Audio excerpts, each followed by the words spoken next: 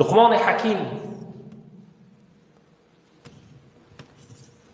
o'g'illarini xizmatkorlikka berganlarida bir boy odam aytgan ekan.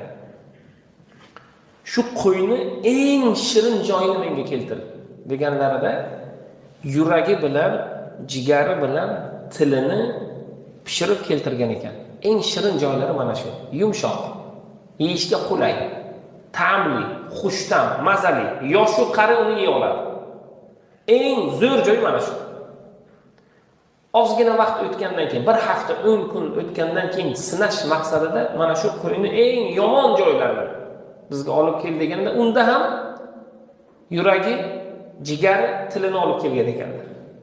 Eng yomon joylari ham mana shu. Haqiqatda eng yomon joy odamlarning qalbini ranjitadigani ham o'sha tilimiz, ya'ni qalbimizda nima bor, o'sha til shuni gapiradi-da. Qalbimizda nima bor odamlarga nisbatan shuni tilimiz chiqarib beradi. Til bir vositachi, til o'ylab, o'zidan ixtiro qilib bir gap gapirmaydi. Qalbdagi narsani til chiqarib beradi ko'chaga. Bo'ldi, boshqa masala yo'q bu joyda.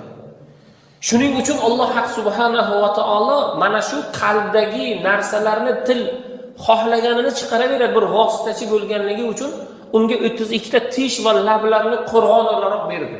Himoya qil dedi buni. Chiqarmasin har gapni ko'chaga. Chunki bu til bilan inson dindan chiqishligi mumkin. Birovga ozor berishligi mumkin, insonlarni xafa qilishligi mumkin va insonlarni umuman yo'ldan chiqarib noqobil va noto'g'ri narsalarga buyurishligi mumkin ekanligi sababidan Alloh taolo himoyachilarni bizlarga berdi. Buni tafakkur ahli buni juda yaxshi tushunadi. Tafakkur qilish kerak. Allohdan so'rash kerak.